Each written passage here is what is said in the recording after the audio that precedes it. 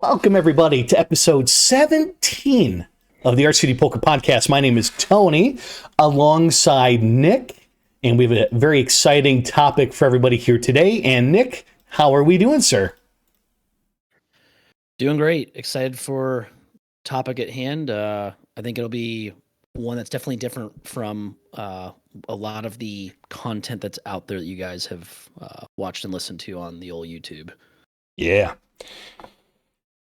We're going to be talking about what it takes to be a poker pro, and I'm going to do my best to highlight maybe some of the most commonly asked questions, and we're going to do our best to help somebody, because if you're watching this video or similar content, you're probably aspiring to improve your game, and if you take that to the next level, it would be to be a poker professional, which means that your income primarily is going to come from poker. So we want to make sure that we know as much about it as we can. So as we move into that territory of water, we're making the best informed decisions that we can. And Nick, do we have any announcements that we'd like to make? We do, actually. If you guys are actually ever interested in playing with Tony and I, now we don't have we're not quite big enough yet to maybe have like a meetup game or anything like that. But our local room, Hollywood Columbus, casino poker room there, they are running quarterly tournament series starting this upcoming March 8th through March 15th, calling it the Columbus Quarterly 100K. 5 tournaments that you guys are probably going to be quite interested in, that Tony and I could definitely be in. We've got the 30K opener, 30K guarantee, 300 buy-in March 8th. You've got Monday the 9th, Black Chip Bounty, 10K guarantee, $240 buy-in. You've got the seniors. It's a very popular one usually. Tuesday the 10th, 25K guarantee, $240 buy-in. Wednesday the 11th, you've got the top tier 20K. That's also a very popular event. 20K guarantee, 200 buy-in. And then we have basically the 12th through 15th, guys. You've got flights, 12th through 14th, I should say, flights A through C for the quarterly 100K guarantee, $350 buy-in with $70 satellites to get into that, with, of course, the final day being on March 15th, and that is a Sunday, guys. If you guys do not follow, or if you're local, if you're not local, if you want to follow Hollywood Poker Room on social, I believe they have X account, Instagram, Facebook just launched within the last week. And I believe if you go to those socials, guys, on their account, if you follow the prompts, which usually, like, for example, on X, I think it's something, Tony, like if you retweet their tweet that they put out for the quarterly and then you like it or you comment or something, you could be one of 3 people that win a transferable seat to the tournament. So if you're a cash player and you're not able to play or you don't want to play, you can sell that seat to somebody that does want to go ahead and play. So yeah, Tony, we've got really cool quarterly series there. Of course, quarterly, I'm assuming there's going to be 4 of these. But yeah, I think if you guys are interested in coming to see what it's like to play in our room, if you haven't before, if you are a local, then this is an exciting announcement for all of you guys. Yeah, and if nothing else, if you're not really a tournament guy, you're a cash game player, which is perfectly normal. If you're in the Ohio area, there's obviously tons of poker to be played. Head on over. You might be able to catch Nick and I at a table. You might be able to table change next to us. You'll usually see myself rocking a lot of the Arch City poker stuff because that is my bread and butter strategy that I love to do every single day. And Nick, we're going to get into the topic of what it takes to be a poker professional. And I think a lot of people have a misconception of what this takes, what it is, what qualifies somebody to do it, all the things. And instead of just having maybe just 2 or 3 or 4 questions that I like to just ask, I really just want to pick your brain about this. And I wanted to ask you questions that I think a lot of the poker community would want to know. And for anybody who's not currently a pro and they're aspiring to be one, like I was for a very long time, I would want a lot of my questions answered. And what better forum to do it than our podcast? So, Nick, let's pretend somebody is good at poker. They consider themselves to be good at poker. And for the sake of argument, let's say that they're pretty good. Maybe they still got some room to fix, but they're pretty good. Can they be a pro? Is that all it takes? What do you, from your experience, you've been doing this for a long time.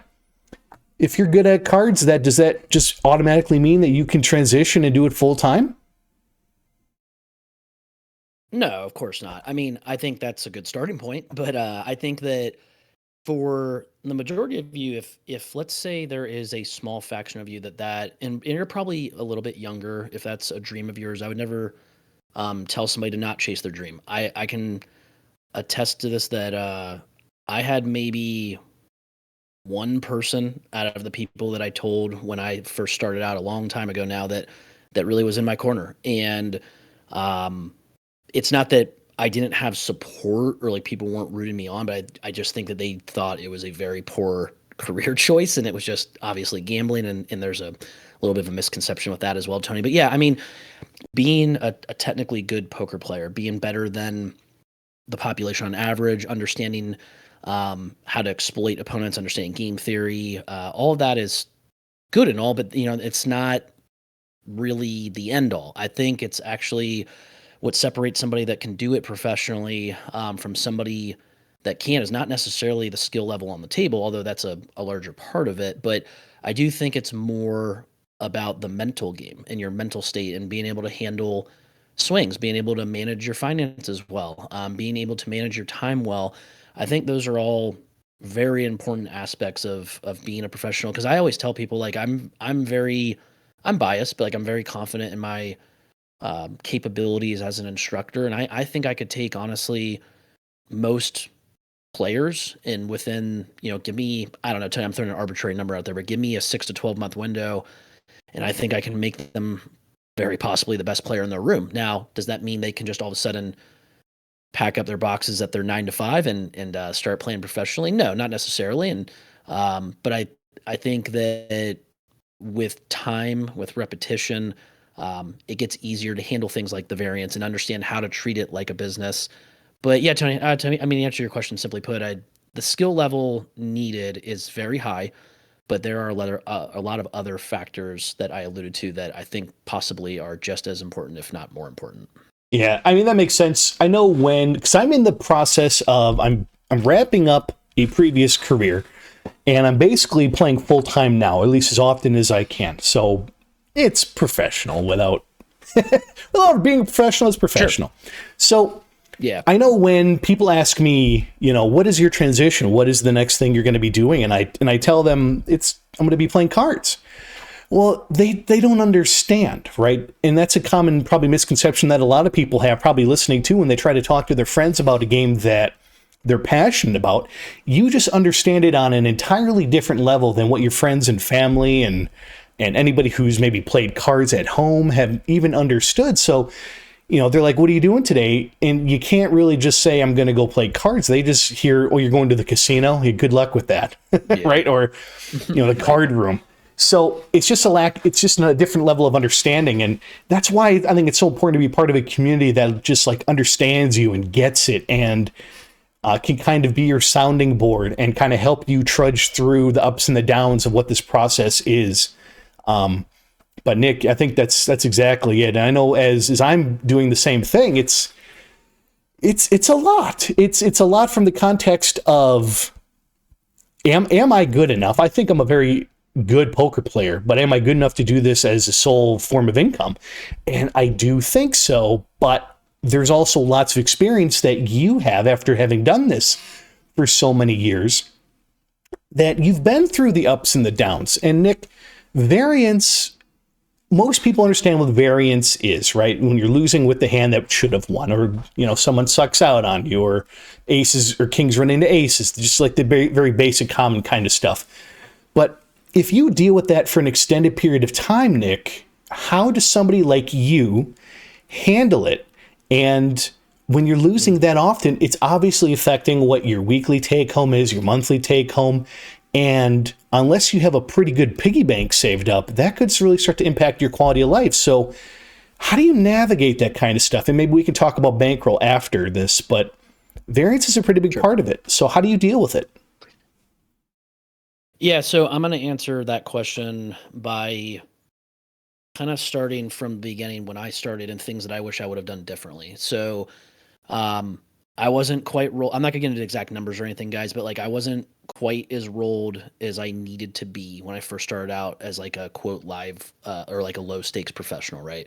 And the other part of it was I kind of just dropped what I was doing and I dove in head first into that being my only source of income and the only thing I did, because I think at the time I felt like I needed to totally immerse myself in the career. And like if I was going to do this, I was going to go in 100% maximum effort. And I applaud myself for that, but I think it was a situation where I might have been working harder and not smarter. What I would do differently is I would have kept working some kind of job or some kind of part-time gig while I was building my role and kind of playing like semi part-time to like get a feel for what it's like to have to rely on poker as at least a chunk of my income. And that I think that is the better play or the better strategy for the majority of you that, like I said, a lot of you guys might be younger.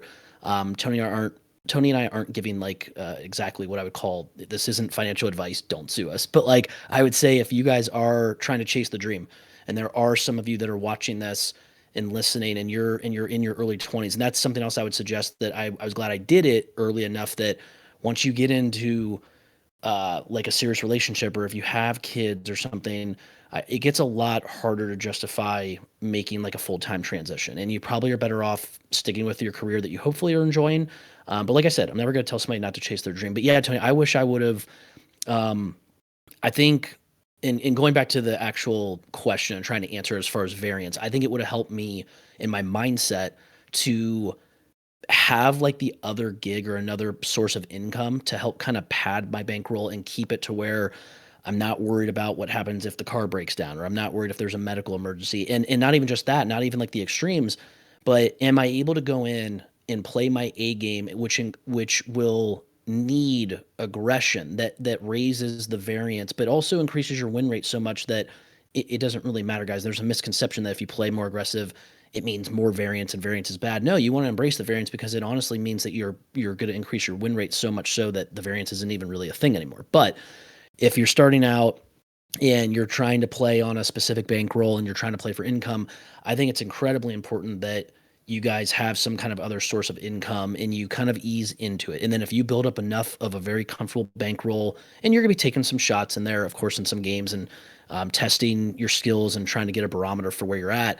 But I think it's really important that you don't just jump in without a real plan and not properly rolled, because the vast majority, no matter how good a player is, will likely go broke. And in this day and age with like it's 2026, like economy is kind of wild, everything's really expensive. It might be a lot harder to start at the bottom again than what it used to be, even 10, 15, 20 years ago. So yeah, Tony, variance, the other part of that I can give like some more, I think, common or simplified answers. I mean, I used to take more breaks if I ran into more variance back in the day. But then I started to realize like I can't just take days off if it is my only source of income. Like I just got to suck it up. I got to get back in there. The math will work itself out in the end as long as I'm making plus EV decisions all the time. So I really don't take too many breaks at all now. Like you kind of just play through the variance, but it is easier said than done. It's definitely something that if you have a job or you have a career, which the 99% of you watching, listening do, then bankroll doesn't have to matter as much. Like you don't have to care about the variance as much. Like, but when you're solely reliant on this career for your income, and then when other people are also relying on you, it is not something that is really quantifiable until you experience it. Like, and you have skin in the game, and you're in those moments where you feel like you've prepared yourself really well, you're playing really well, and things just aren't working out. And you have to be able to tell yourself that, well, as long as I'm rolled, I'm doing this right, like it will turn and it will work itself out. And that's what the most important thing is as far as dealing with the variance. But yeah, Tony, so I know I gave you a kind of a lot there, but I felt it was important to kind of go back to the beginning. And I like to talk about things that I wish I would have done differently, things that I would still do again today or still am doing. I think it's important to kind of touch base on that if we're talking about this from like the career perspective, if you will. Yeah, a lot of that makes a lot of sense. I think, you really need to have the mental fortitude to handle a lot of losses. I know for myself, when we're not just talking about a loss in a session or two sessions back to back, or even three. I mean, we're talking weeks, because it's live, right? So it's not online where you can have a week or two of running bad. We're talking live. We're talking a month or two of running bad. And just like you said, if you have some type of a job that provides padding for you, I think it just takes the stress off. And if you don't have that, which is what I think a lot of people want to do, they would just want to jump in and see how the water is and just say, well, I'm going to just let my skill do the talking for me. And maybe they had a couple good weeks of poker, a couple good months of poker, and they ran up a relatively nice bankroll, so to speak. But I think there's a lot of considerations that need to be made when you're deciding to go full time. And it's just like you said, what happens if your car breaks down? What happens if you're sick? What happens if another COVID happens? What happens if your poker room shuts down? What are you going to do? Right?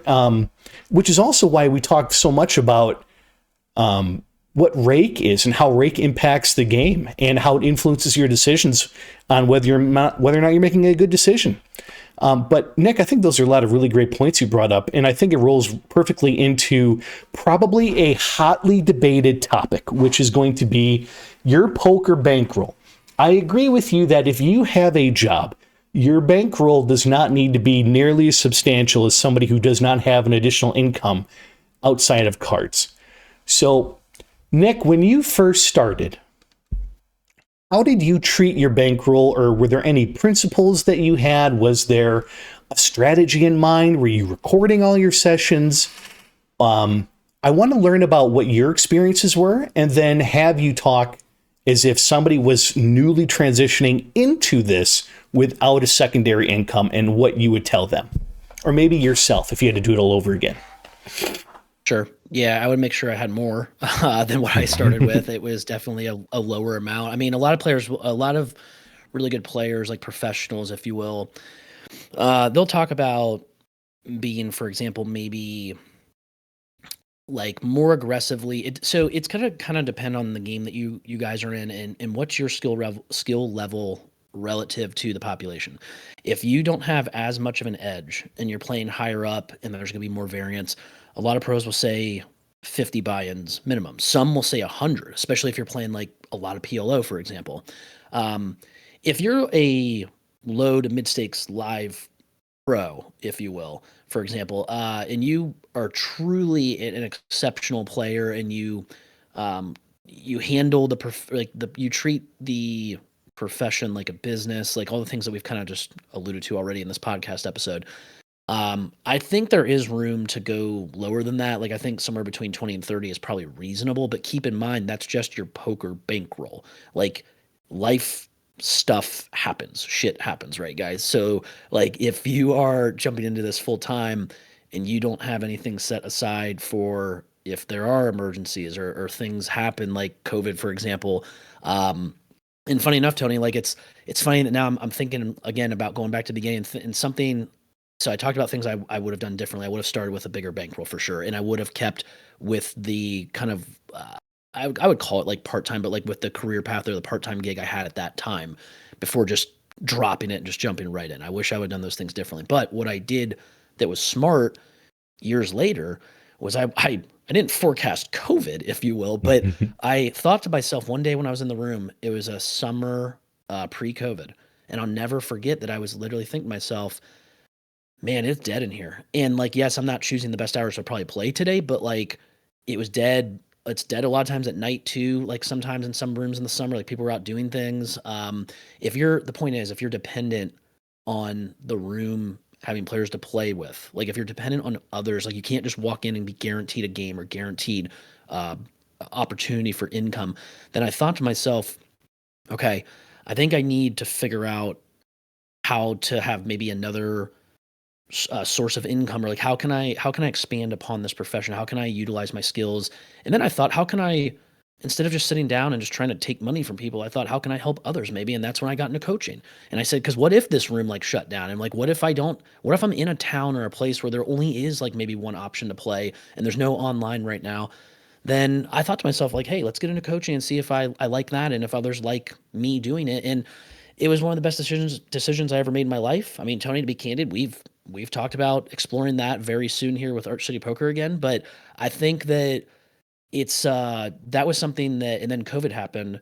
And if I did not take the path that I did, like getting involved with Run It Once, like getting known enough to be able to have enough clientele. Like, I don't know what I would have done during COVID. Like, I mean, I had a little bit saved up, but like it wasn't anything great at that point. And so, I think yeah, Tony, it's very interesting to think back on that. And as far as bankroll is concerned, I mean, I think that again, if you guys make sure you understand your skill level relative to the population you play within and how much variance there's going to be, you probably need more than what you think. And like I said, if you can have another source of income, that really does help out quite a bit. Yeah, I agree with most of what you said. I think I have some different approaches, but I do like a lot of what you said, which is trying to find alternative means of income. And then, like, really, I think the thing that resonates with me the most is you were getting to the poker room and then it was dead. And then it kind of have you have an existential crisis of like, well, what happens if like this room shuts down? What am I going to do? Not everybody who plays cards has access to more than maybe one or two rooms. And then maybe they do have access to additional rooms, but maybe they're an hour away or an hour and a half away. Mm-hmm. So I think about that all the time as well. And I think that's why if you're going to play cards professionally, choosing on where you're going to play cards is extremely important as well. For example, if you're playing in DC, the MGM National Harbor that's there. I mean, I could pull up Bravo right now and there's going to be 40, 50 games going of PLO, no limit hold'em. I mean, you name it. Stakes all the way up to 5, 10, 10, 20. If you go to Vegas, it's kind of the same thing, which is why a lot of people go there. But if you're in, I don't know, Wisconsin, if you're in Ohio like we are, if you're in Texas, you have rooms available. But I mean, in Texas, you'll have San Antonio and you got Austin that have their lodge rooms. But outside of that, there's a couple. But like, what happens if there was a law that passed that all of a sudden Texas can't do poker anymore? Well, what are you going to do? That's a big state. It takes forever to travel anywhere. So those are some really good thoughts, Nick. As far as poker bankroll goes, my personal opinion on it is if you don't have any other income, I'm going to give like specific numbers of like what I personally recommend. If you're playing in a 1-2, and that's primarily what you do because you think you can make enough money to sustain your lifestyle at 1-2, whatever it is, I would say you would want at least $5,000. And then any money that you're earning maybe above that $5,000 can go into like your personal living expenses, your piggy bank, so to speak. So if your poker bankroll dips down, you're playing your grinding and you're building it back up to a certain threshold. And then everything after that threshold, unless you're planning on moving up, playing bigger games, entering tournaments, navigating PLO, I think it's important to establish a cushion for yourself. So if you enter tough times, it's not going to be like doing a cold plunge, and all of a sudden it's just a shock to your system because all of your additional income just goes either to poker, or maybe you had a good night, so maybe you're taking friends out to dinner, or Christmas is coming up and you want to buy additional presents for everybody. I think there's just a lot of thought and consideration that you have to have, not just for yourself, but other things in your life that allow somebody to play cards full time. Because if you're self-absorbed and you're selfish and you're like, I'm the best player ever, I can play and win money whenever I want. I mean, it's like Nick said, it doesn't matter how good you are, you will lose and have a string of losses happen at some point. And how are you going to navigate that? That's a big deal. Yeah. But yeah, I think, and then as the blinds get higher, 1, 3, 2, 5, obviously, I think you want to have more of a bankroll for those games. But also to give yourself an opportunity to shot take. If a really good game opens up that's a little bit higher than you're comfortable with, if you played in that game and lost, are you okay? So just that kind of stuff. I think giving yourself maneuverability and flexibility.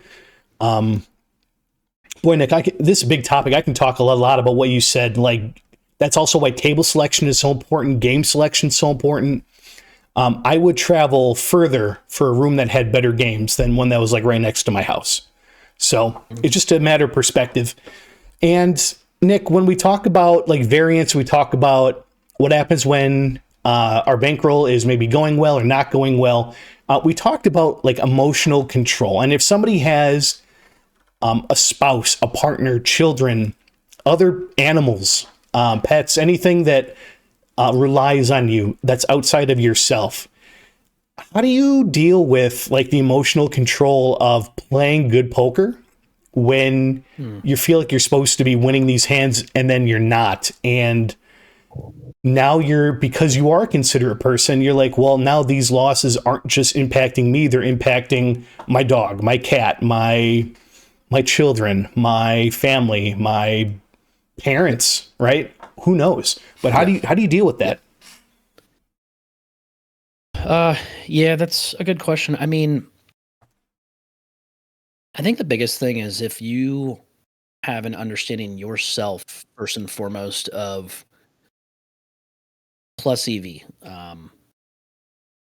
basically positive expected value on your decisions. Like you're making decisions each and every moment that are hopefully profitable over thousands of simulations of that spot, right, guys? And so if you have that understanding, if you're properly rolled and you have that understanding, then to you, the player, you'll learn in time that the wins and losses don't really matter. Like I hope that there's an understanding that comes with this, guys, that like the short term stuff, as long as you're doing everything right with the long term in mind, the short term, it all works itself out. Like you'll go on hot streaks, you'll go on cold streaks. You'll have some kind of spells where you're kind of just even. Like it just seems like you can't really break through. Hopefully not. I was going to say either way, but like hopefully on the positive side. But I think the big thing is if you do have somebody else that, if you're in a relationship, or especially if somebody's, reliant on you or you're living with them, I think if you do your best to have them understand what you're doing, and in that sense, again, the plus EV decision making behind it. Cause like, even though, it's not the exact same, but like, let's say a profession that's not, I wouldn't say poker's like necessarily frowned upon, but it is for a large faction of people. There are people that think that, candidly, Tony, we're kind of like scumbags. Like they just think it's not a very noble profession. And that's fine. Like they're entitled to their opinion. But like, for example, what about like day traders, right? Like they're kind of doing similar things. Like they're making decisions based on expected value. Like they might not be contributing as much to society in some sense, if you want to look at it that way. But I think if there's anybody that's relying on you, or anybody that's even if they're not relying on you and they're in a relationship with you, like, I think, we're not trying to get like all Dr. Phil here, but like if those relationships are usually built on trust, and if they trust what you're doing and you explain the process to them and let them in on what you're doing, and let them in on how it works. I think, just speaking of my experience, like my significant other, I think in the beginning it was like she wasn't sure, like had no idea what it was about. And then as time went along and there was experience with that, and I was good about communicating like what I do, how it works. And then obviously you build that trust through like seeing that you're good with your finances. Like you obviously, if you're somebody that is very good and you're building up and you can do it over a sustained period of time, then that obviously makes this conversation a lot easier to have. But I would be lying if I didn't say there were moments even to this very day where like there's bad days, it's rare, but like there could be bad weeks or not as good of months. It's again having the understanding that it will turn as long as you don't tilt and you're making these plus EV decisions and you're staying kind of even keel and you're not really worried about the results. You're not succumbing to emotional highs and lows. I think that's the biggest thing, is just not just being disciplined on the table, but like being just mentally disciplined overall. And I don't know, Tony, if we'll have time or if you have questions like lined up where you get into work-life balance and like things that I do away from the table to like make sure that I have that stable mindset. Like that's a very important thing, I think, for poker players as well. Yeah, I wanted to even bring this up because you reminded me of it a second time. So like a lot of people who are trying to be pro, they don't have a community of friends to communicate the game with in a way that is helpful for them. They might have an ear that just likes to listen and kind of regale in the stories and the emotion, and it's fun to hear. Maybe you're a good storyteller. But do you have a community that understands the game? Do you have people who play cards that you think are better than you? And do you talk to them about the ins and outs of your play and your style and how you're feeling and how they navigate stuff? And it's kind of also like a little bit of a pitch for like Arch City Poker. Like we try to create the platform and the environment that perhaps I know that I wish I had when I was coming up through the ranks, because the learning curve is so much smoother and it feels so much better to be able to talk to people and say, hey, I did this with this hand at this table and tell me what you think. And having somebody to give me actual thoughtful feedback who understands the game like I do, I think if you don't have that, go on over to archcitypoker.com, or in this video, you'll see the Discord link that's like right below where Nick is. Go ahead and click it. Be a part of a community. Post your hands. Post how life is going for you in the card world, because we're here to listen. We're experiencing it with you. We played today. Gonna be playing this weekend. You're gonna play Thursday, Friday, Saturday, Sunday. Like, it might go good. It might go bad. Like, but if I didn't have anybody to bounce my theory off of, my hands off of, is it me playing bad or is it variance? Because sometimes people can't tell which it is, and it might be just them playing bad, right? We talked about this in previous podcasts, but if your hand history starts with I limped aces under the gun and ends up with you losing the hand, well, that's not variance. That's making mistakes in the hand that led to you losing the hand. So it's just like situations like that, Nick. So I'm really grateful that we get to be part of a community and that you and I are a part of as well. We get to talk about this kind of stuff and iron out the details. And Nick, your off the felt game, your preparation, your content creation for archcitypoker.com, it's also like a personal reminder for yourself as to like re-implementing or instituting the bread and butter strategies that we talk about. But when you're either making a video, or if you're an Arch City Poker subscriber and you're in the LMS, the learning management system, and you're going through the videos, it's just refining. It's helping you remember maybe something you forgot, or maybe it's helping you remember, oh, okay, maybe we shouldn't open pocket fours under the gun. Or maybe it's, oh, these are the hands that I want to 3 or 4 bet with, or I want to include 6-7 suited into my 3-bet calling range. Like some stuff like that's just really, really helpful, instead of just going into the card room, trying to find a fish that just punts chips and trying to sit to their left and like trying to have a net to catch them. So I think there's a lot of different ways you can approach the game. And Nick, you brought up some really great points. One thing I want to talk about is, I think it's a pretty cool topic, but when you're playing poker professionally, you essentially become like your own business owner, right? Like everything you're doing, whether it is tracking your hours, your sessions, whether it is tracking your mood. I used to have a book that tracked like, how am I feeling when I go into the card room? How am I feeling when I left? Am I feeling tired? Am I feeling burnt out? Is there some pending thing happening in the future that's going to influence what my decisions are today?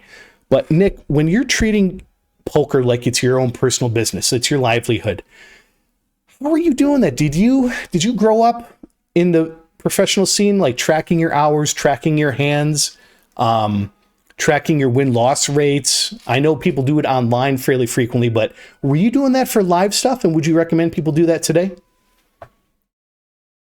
Sure. Yeah, I think it's important to. It's funny because, like I mentioned, how the results shouldn't really matter to you guys, but I think you understood what I was saying. Like the long-term results, that's where you kind of want to take a look and figure out what's what. Like needing a large enough sample size will be important to figure out like how well you're doing or how well you're not doing. But yeah, I mean, I think tracking each session is very important. I mean, it's obviously important for tax purposes, but like I don't know how many out there are that aren't filing. That's incredibly stupid. But I think that if you are, yeah, if you're tracking win loss, if you're recording hands, that's a really good place to start. And like you mentioned, Tony, I think it's really important that you find people that you can trust within, whether it's the local poker community or whether it is online, that you can bounce hands off of, or you can bounce kind of career wise stuff off of. And like I said, guys, I understand that for the vast majority of you that will ever watch this and listen, you have possibly no interest in playing professionally, but if you do, and I would say for the vast majority of you, I'm not going to kill your dream, but that's for a lot of you, it's probably not the best idea. Like it's not for everybody. It's for an elite small group percentage of people that can definitely handle it from the mental side of things and handle it as treating it like a business. So for you guys that think you can do this and you can't lie to yourself, you can lie to others about this kind of thing. But Tony and I have always said we'll be very candid with you on this platform that It takes a special kind of a breed of human to be able to do this. Like some would say a sicko, to be honest. But I would say that it goes beyond tracking wins and losses, hand histories. Um, I think things that I did from the beginning, that another list of things that I'm glad that I did. I wasn't doing a lot of these right away, but then I grew into it where it helped me mature, not as a player, but as a man, as a human, like mentally mature. Um, Good sleep schedule. And I'm not saying that there aren't going to be times where game selection is paramount and you have to play maybe at night or play tournaments that run late. Like I think the younger that you are and the more aspiration you have of moving up in stakes, it's important to immerse yourself and take those opportunities when they come. But if you're somebody that is candidly, in my opinion, playing like overnight every night, like I think it leads to burnout. You're definitely not going to be as mentally capable as somebody that's keeping at least somewhat of a regular schedule. But I think there's other things you can do. Like, and a lot of you are going to say like, I don't want to honestly hear this shit, but I'm going to be incredibly honest that this is a really important part of it. If you guys are going to actually like play for income or play professionally, and that's like work-life balance. I think nutrition's really important, Tony, like sleeping well, having a good social construct or social support system, whether it is your family or whether it is your friends. Like, Tony and I, and like, him and I have had conversations, guys, like about this before, but like, I play a lot of not optimal hours, but I choose to play those the vast majority of the time because I want to be home with my family, or I want to sometimes be able to go out on a Friday night with a couple friends and just blow off some steam. Like, I think for me, so this is the way I look at it, is that I'm sacrificing some EV in the sense that my game selection is not going to be as good as the vast majority of guys that are playing professionally. But I think that my long-term expected value of this decision and my life decision, I think that's far greater, and I'm happy with it, even if I have kind of shortchanged myself because I have that work-life balance. Like I'm able to be a father, hopefully be a good husband. I'm able to be a good friend and sibling, son, whatever the case may be, Tony. Like you understand what I'm saying too. And so like I think that there's a lot of factors. Like this is such a cool topic that we're going into at this episode, guys. And I think this is becoming like my favorite one because there's a lot that goes into this. And I get a lot of questions, and a lot of the ones I get at the table are, do you wear sunglasses? Like it's really like kind of funny stuff like that. But I think that, yeah, when it takes like more of a serious turn like this, it is, I mean, yeah, it's a serious uh like prospect to take on as far as like if you're going to do this for income, and there's a lot that goes into it. And so I think that being able to share my experiences, share, Tony, as you come along as a pro now, like you'll have your own experiences and stuff that you'll experience the same as me, stuff that maybe will be different. But I think tracking everything is really important, not just hand histories, not just win loss, like stuff that's from the felt. I think monitoring your life off the felt is possibly even more important. I think having that work-life balance, like maintaining, like I said, sleep schedule, nutrition, like I think these things, honestly, they've personally helped me a ton. Now, if you're somebody who can just pound a bag of Cheetos and go play overnight and you just crush and you do whatever, I know there's guys out there. If you're a pro and you're watching this, like I know that you guys exist. I know guys in the community that I'm friends with, that I've played with before. Like it is possible, it can be done, but I know that a lot of them also burn out. I know a lot of them succumb to sports betting, to Mm-hmm. other vices Yeah. that are really of poor choices. So yeah, it takes an incredible amount of discipline, but you need to be able to give yourself that work-life balance, in my opinion, and track everything that you're doing. Like see what's working for you, see what's not, and make the changes necessary. Yeah. Well, you brought up a topic that I didn't even have on my things I wanted to ask you, but I think is super relevant because I see people from all stakes and shapes and sizes do it, but they have vices. Like they play Pai Gow, they play craps, they play roulette, they play blackjack. Or, maybe not every card room has those options, but we play in a casino where you do. Sure. And that's not exactly the best, or they sports bet, right? Right. And if you watch other like YouTube vloggers or people who play poker and like record their journey on YouTube, they're prop betting, they are playing slots, they're drinking while they play. They're doing all these different things that influence what their game is. And I personally come from like a standpoint of like, I played a couple of video games professionally, which is whoop-de-doo because I'm older now, but I used to. But like when I had to do those things, I had to dial in. There wasn't additional things I could dabble in addition to that. It was like a one-track mind. And like you said, I think the poker sea of people is full of not good people, like personally good people. So I think when you can find some of them that are good, you need to latch onto them and not let go. Like for me personally, I don't drink when I play. I don't sports bet. I don't gamble, so to speak. I play poker, which is a form of gambling, but I'm not playing Pygon. I'm not playing War, Blackjack, that kind of stuff, because I want to focus specifically on my game.